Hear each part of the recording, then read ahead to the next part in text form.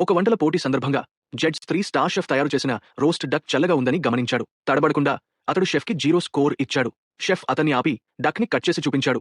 లోపల ఆవిరిలేస్తున్న పావురం మాంసం ఉంది.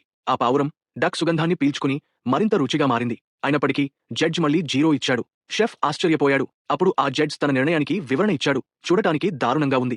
షెఫ్ సమాధానంగా, ఈ పావురం నేను 100 పక్షుల్లోంచి జాగ్రత్తగా ఎన్నుకున్నది. కానీ ఆ జడ్జ్ అన్నాడు, నేను అన్నది పావురం కాదు నువ్వు. వినియోగదారులు నీ ముఖం చూస్తే వంట తినాలనే మనస్సే పోతుంది. అలా ఆ షెఫ్ తన రూపం వల్ల పోటీ నుంచి తొలగించబడ్డాడు. అతని మనసు పూర్తిగా విరిగిపోయింది. రెండో పోటీదారుడు చేప వంటకం తీసుకొచ్చాడు.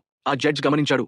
అది 6 రకాల చేప ముక్కలతో తయారైంది. అర్థం డీప్ ఫ్రై, అర్థం స్టీమ్. ఒకే ప్లేట్లో 2 రకాల రుచి. అయినా ఆ జడ్జ్ మళ్లీ 0 ఇచ్చాడు. ఈ చేప చూడ్డానికి విచిత్రంగా ఉంది అని అన్నాడు. మిగిలిన వారు షాక్కి గురయ్యారు. మూడో పోటీదారుడు టోఫుతో ఒక శిల్పాన్ని తీసుకొచ్చాడు. ఆ జడ్జ్ అడిగాడు, తయారు చేయడానికి ఎంత సమయం పట్టింది?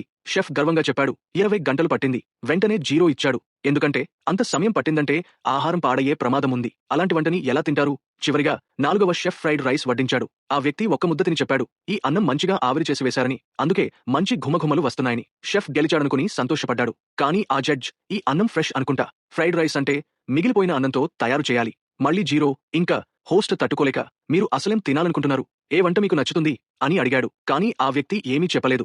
బదులుగా చెంచాతో కొంచెం పానకం తిప్పి గాల్లో ఒక చైనీస్ అక్షరాన్ని గీయగా మీదుగా పువ్వుల రేకులు చల్లాడు. తర్వాత అతను అన్నాడు, మనసు పెట్టి వంట చేసిన ఆహారమే నన్ను తృప్తిపరచగలదు.